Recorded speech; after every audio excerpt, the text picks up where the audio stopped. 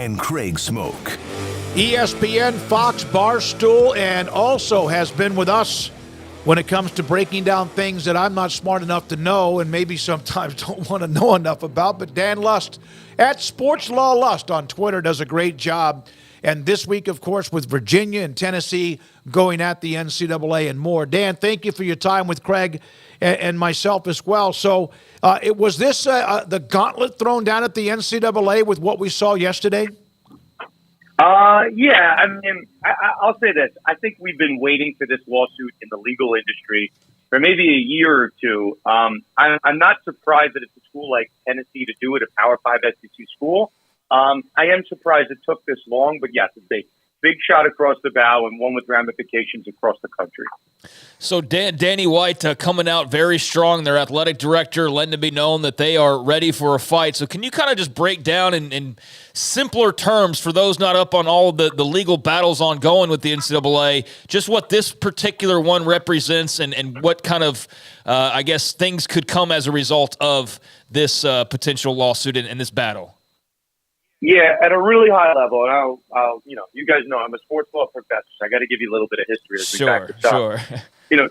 The NIL era has been around. We call it July 1st of 2021.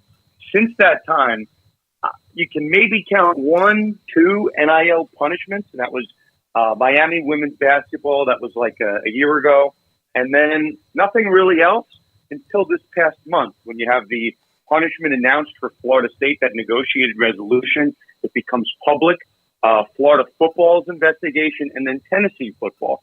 So all of a sudden, NCAA is starting to get back into their old groove of violations and enforcement. They hadn't really done it at all in the NIL era. So Tennessee is nothing has happened yet. They've just they've been given I believe a draft notice of allegations. It's nothing official at this point. There's no punishment. There's no discipline. There's no nothing. Tennessee is trying to get ahead of this punishment. So Tennessee is, it's been public that there's investigation.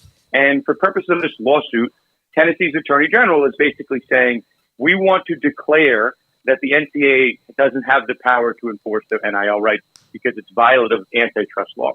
But, as you'll see where I'm going with it, it's a little, we'll say premature for Tennessee to say that when they haven't been punished at all yet. Not to say that Tennessee's not right, but it's day two of what will be, I think, an extended battle here.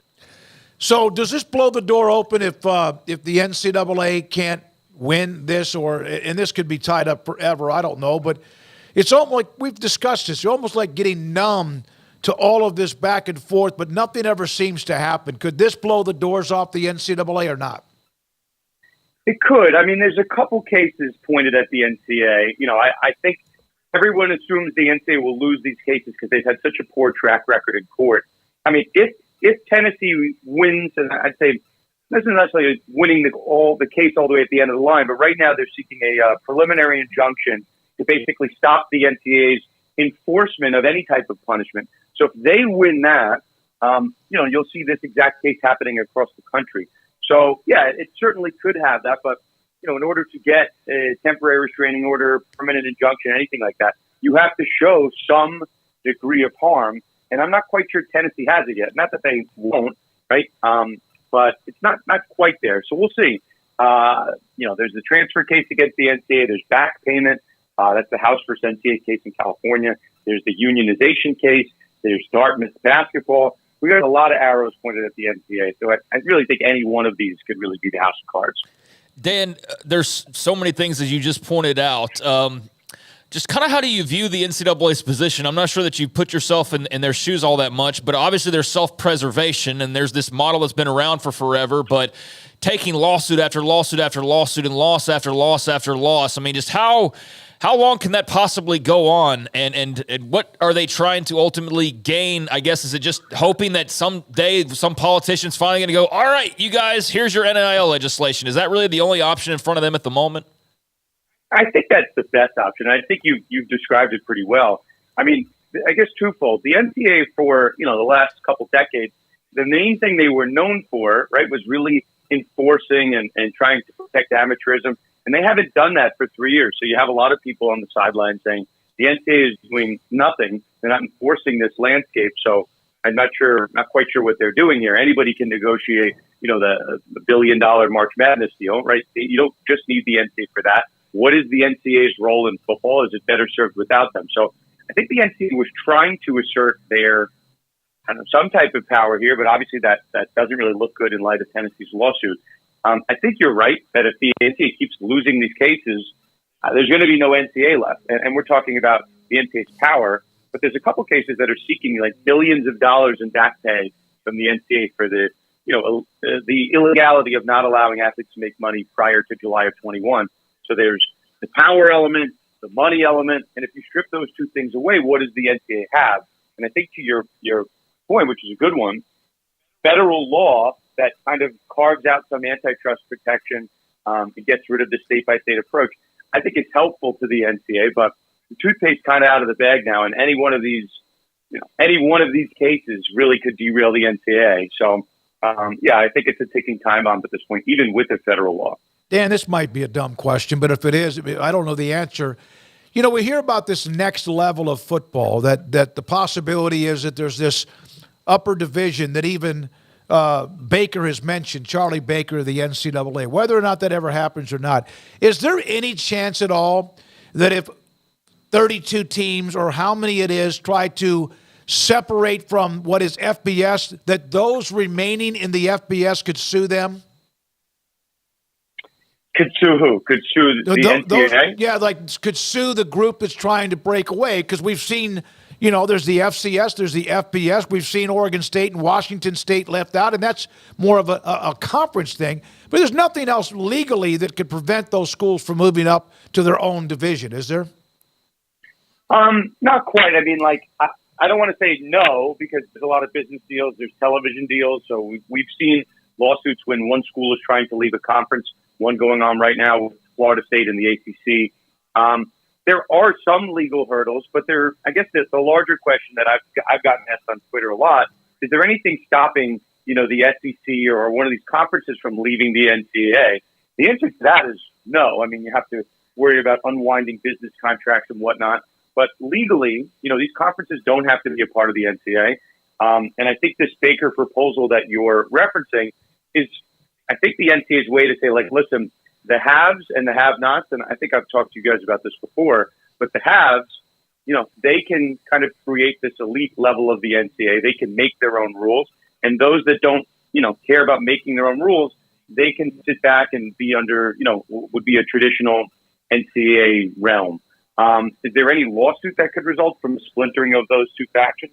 I'm sure, right? We got 10 NCAA-based lawsuits happening right now. But yeah, I don't see. I put it this way: the NCAA's model right now is not conducive to having 100+ Division I schools. It's meant to be fractured in some sense, and I'd be very surprised if 5-10 years from now we have the same model of 100+ Division I programs under the NCAA's banner. Football, basketball, I think these are just two very different sports when it comes to the full landscape. So we'll see. I think it's becoming untenable, though.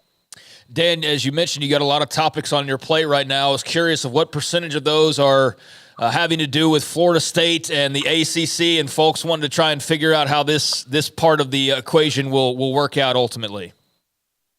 Well, I mean, we haven't talked about it on the show. I mean, that's an interesting case, because it really could open up the floodgates to conference realignment again, right? For Florida State, I think they're being asked to pay a $500 million exit fee. And they're basically saying that number doesn't make any sense, that the number's unfair as applied. And if Florida State wins that case against the ACC, I would expect other ACC schools to immediately test that route to try to get out. So, yeah, the Florida State case is certainly a big one. I mean, there's a case that we haven't talked about, but one where the NCAA got a win somewhat recently.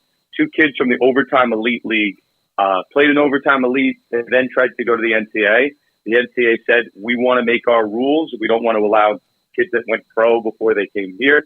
And the NCAA won that case. So, doesn't get that much publicity, but the NCAA is not, they're not winless here. They do get little wins here and there that nobody reports on.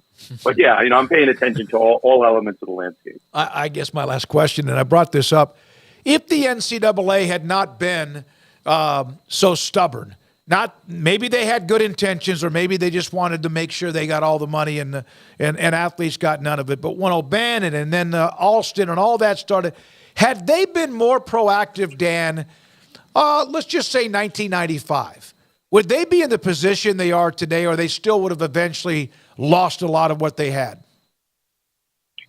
I think that this is a groundswell. Like this last 3 years, you have a new lawsuit basically every 2-3 weeks that has some relevance.